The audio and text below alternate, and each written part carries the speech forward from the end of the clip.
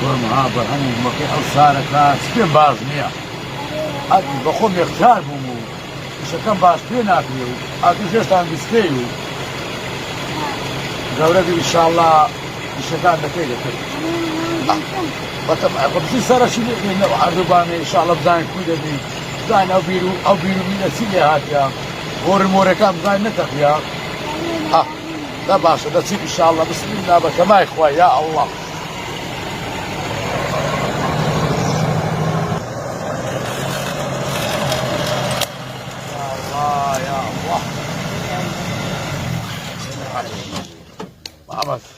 محمد كورم هسه ورا خواري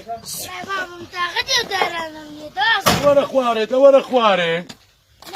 ها كله وقورك اشياء دارانا محمد دورا بابا دورا اخي ورا ها ورا بزانا كريان ناكينو دورا هل ايش تشوفين ايش ها او دارانا هم لو قورك اشياء انا بمشين درستا تعال بتلاقي صفتياك باشا دالا بزانا دي كي بارين بخين بقوم بيم ناكريو كاكا بيم ناسوري شكنا يا البيما هذه باب ما بوريك لولا كتيو والله دبي نفرك بيداك اللي بوي شكي او ها نبي بما ناكري بقى لا والله بما ناسوري ساعه تبرم انا وش فيش هذه زاران نيو نعلى طاقتك يا باب وسو يشكارج وش بيشان معها بنا شكري ناريم تخوا او وزعه تداينا كنا مولود دريتسات وتدري كادني وش بيشتري ما العمل لبابت كايش كنا نبي نزال نوع عبارة الماجو دارك برايمن هذه وين كاتش من هاي هزار عمل لدعكو هذه كاتش من عاد السلام دادا تمان دو كاكلو عبارة زونو دادا قرن ما بخدر دهار كنا كايش كاكا سمير نما برايمن كايش يج نما برام والله هبردي بسنا وجادي كاكا وسو بابروي ايشك ماهر بدز دكوي بتماي خوي او دا اول اخوه ما بزيش بشي خوي قورا رحمة ما في ذكاء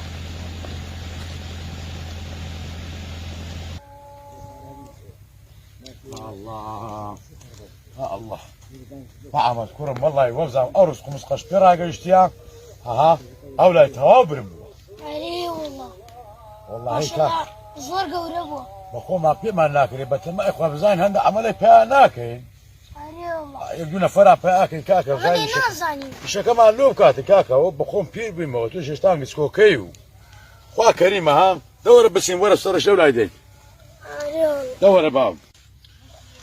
مامزين جاستان بوغشتي ابناوا هوبا رشماليان هلاوا هوبا رشماليان هلاوا والله وش كان يخوم ساكت بابسم سرشي لا تاريخي دمزام تاريخ دم وبعث سيا سماء اخواني تاريخ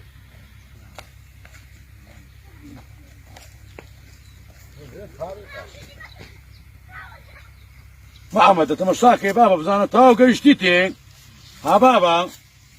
والله نازل بابا بس قول اخوي بزمنا انا او تكون ما صرت شي جاري والله انا فرق بيت اسمع بك ان شاء الله ايش كمان لوب كاتن هذه وبابا وين فرق محمد زانا او ها او بزانا شي ورا اولا بابا ورا اولا بزانا شي هو ما طارق هاي بخير بي ساعتك قادر يا اخو بخير بي سلامات يا رب سلاماتي ونورس قناة غساك اليوم كاكا عملين كاشم ما طارق من دون فردو فياكم والله كاكا ممنوع الشدبو اريق والله اخوي ان شاء الله والله دون فردو فيداكم اسمع هاي نفر راد يكوني نفر مع طارق سلامات بيك نفر كاكا من بخوف سبي فانا بي ممنوع الدب ما قلت ابو خويا قادر او شملو كاين ايش شي قالت ساق دبي لطف هذاك مع طارق لطف هذاك والله قال سلم ايش خبري بدا بس سلامات بي استيشكت خسارنا دبو وتورهم زدوا والله كاكا خواتيني الرويه هذه كود بقى تقريبا تفاصروش كده بقى بيش خلاص كده بقى دوات كده دغر سلام والله كاكا الليد ممنوع دب ما قلنا فرملو استاوا ده سمدونا فردو بيدادكم دبروا يلا خو عفو زار صار هادو تساو والله وباشا بسم وسو مولودي بام نوع طريقي بزنم ده انا ما ادري مسوي شيء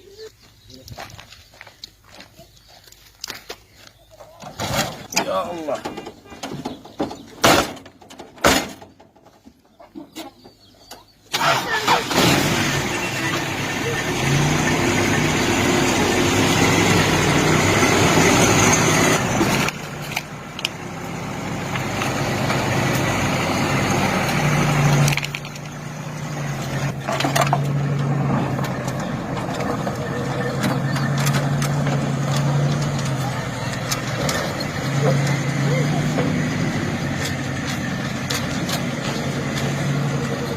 عليكم. والسلام ورحمة الله. لا أفكار بيوشتكن دانش كده بالديواري.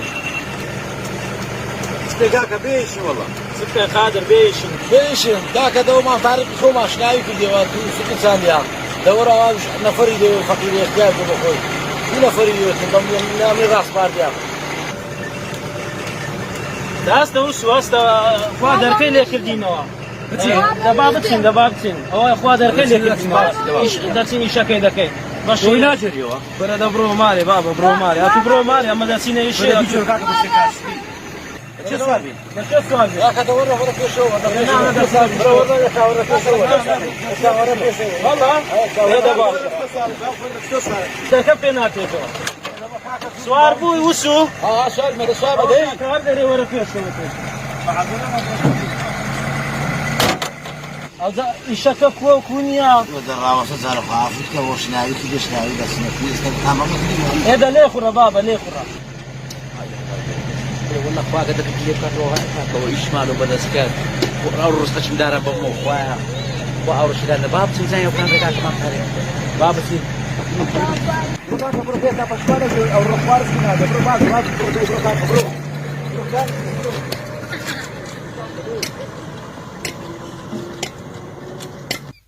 عرب إخوة بقربان والله نازم ورا قادرة تقولت بمن دا قوتهم كويس من ديمو أتوا ولا بتسناتي ومغرب للصبين وقوت من واسمة من عمل له فايدة هذا كام ها ترى محمد كرم ورا محمد ولا بابا تمشات صدق يا ودري خول لك تنافي كبي ولا بابا هاتوا محمد قادر ناتو قادر والله نازل لا حول ولا قوة مغربة كرم قادر ديارنيا ها بابو تاني ها. زمان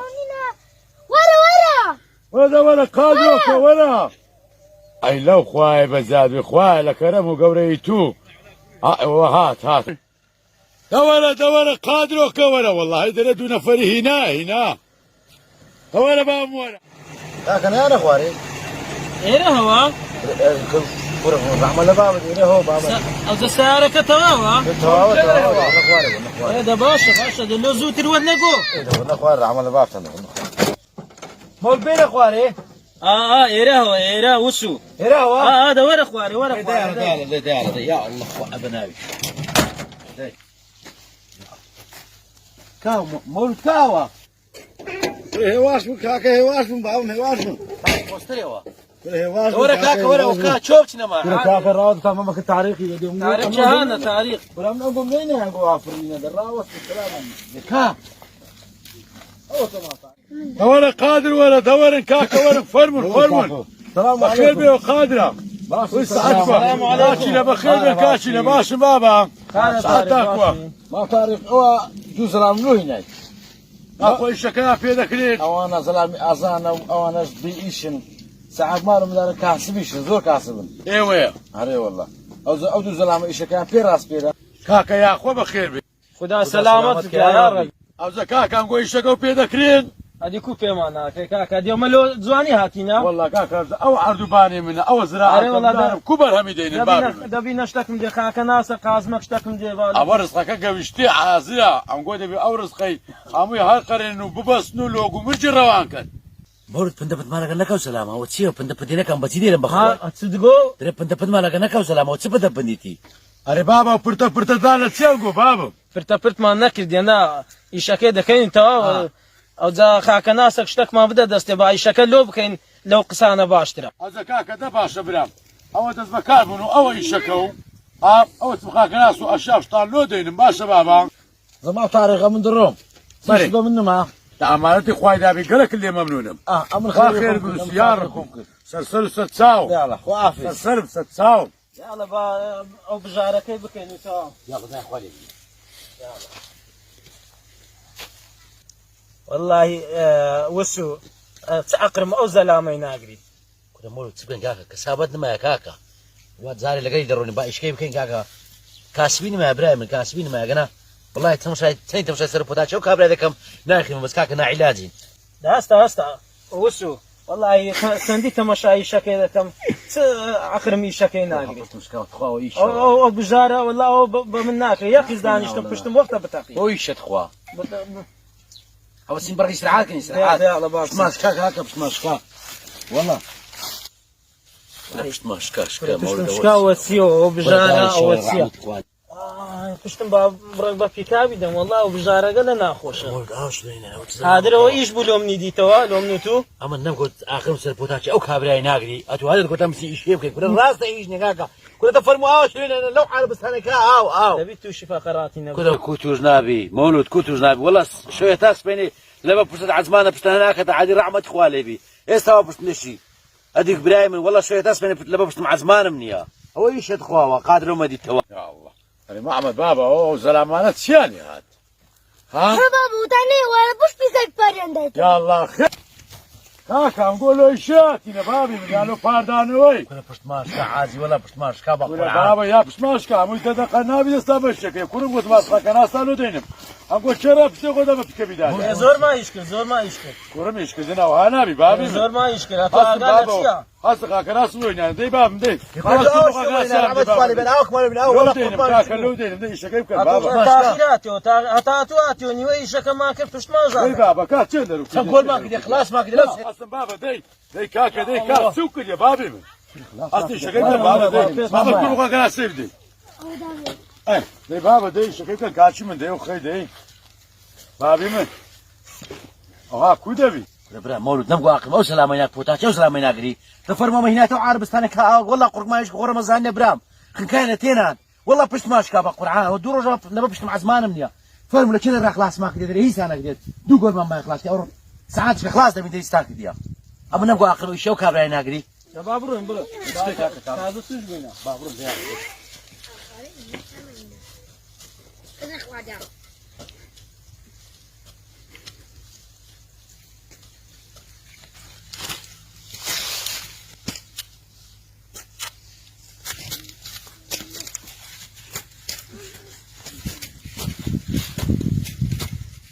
ورا معمد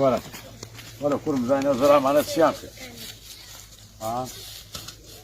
بس المعمد كرم بس زين هكا والله يتشاني هكا ما قال دنجي دا كامل كابلا اشي خرافة دنجي ناكي رنق الدسي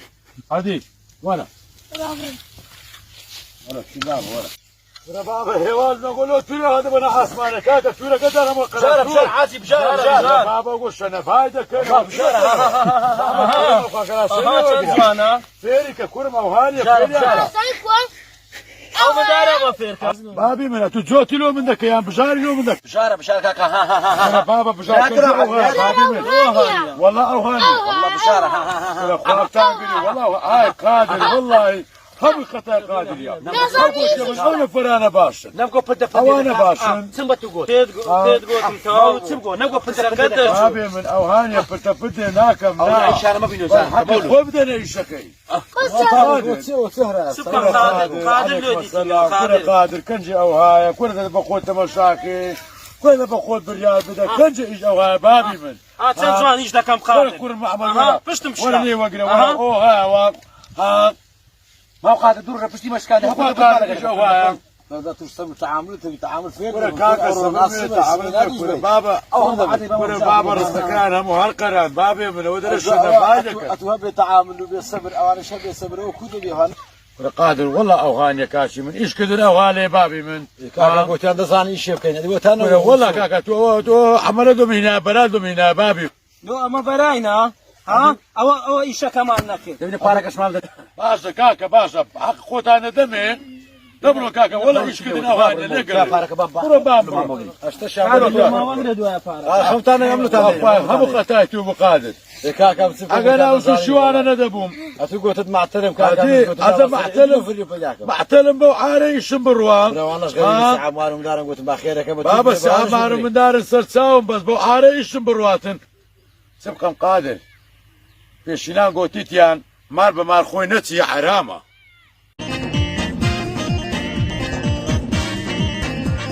راكم خضر بهي بابا ولا بيش هذا ولا بيش تزايم بتمايتنا اتمينا دوم ناكاك مينا دوم دينا دوم بس كيسه كوره بيش زايم بتمايتما قوتم او معلوم الكوميريات هيتم دارشكي ليس أخو خوسيس كده وزبن أمن نامي بوميلات بدم قالي زايلو أنكم أخوت عند زانا خدا مقصدهم كله خدر كرم أجلس علي أنكو هردو برخة بتكوكا كيمم وي بابا أمن أنكو خوردي أو قالين يا أمن نامي بدمي كاكا أنكو أخوت عند زانا قالين يا يبجيتو لقينا من نعزم كبيع كيف بيناتنا بس أمن دمي ياتك بس نكوبي أما كيف ما بيني بابا يونيا أجا خدا مثلا كل خدر أما تبي بتين بيتا نشان دم لشين دريا باش خموش تكاتا بين شان دم بينها كي تيراوي بخوتان دزانن أو كي متحفة كي سر أو القلاتي كوريا عندك كاشي لناونا فوري إيميا باري لك كاسيس كاشي تيا ما ترعيسا زيت كوترا كان شنو بالمياه زيت في لوزة ايه ولا تواليت يا خالة ايه باتانا تدري بابا تزبر لا بس بيت عندنا ليش ناكل لا تقوليش السلام عليكم خير بيتيني نام مبارك عند برونو لك هكا بيجيم كانوا زيناك موا عندي لاكو كاكا لاكو فرماتي وشيو بابا ولا بيدر جناكم براغا والله عندي تيا ايه بابا ايه باش فرم بخير بقالة ايه بروين توك ستوكا ما زال ميراث ده باش داخل يستخدم هذه ميلاد هذا باش ميراث دقيق باش من الشيء لخاني لما تحفظي خلاص ولا بناء كتير لو كنت راني كهتا هو تسلسلة كفت وياتيو زين الجيل لكن ده في شغل هذا زايتا ام خوي استام نقول دا واش دكين كاين مردم أمو قلنا بس مشان كنا زي كي بزاني أدلو بابا من براغ ورا بابا من قبلك ببراغ سكو بدوش عندهم فوت بس يعني أطلع فوتم با تواليتي بوي قوتم حتى ديوا ما لقرون هذا شي باسكا دي والله تصانم جملة ضبط خالك كيف بيها خبيعة باب كاسة ها قلت يا سجلنا كي باب كاسة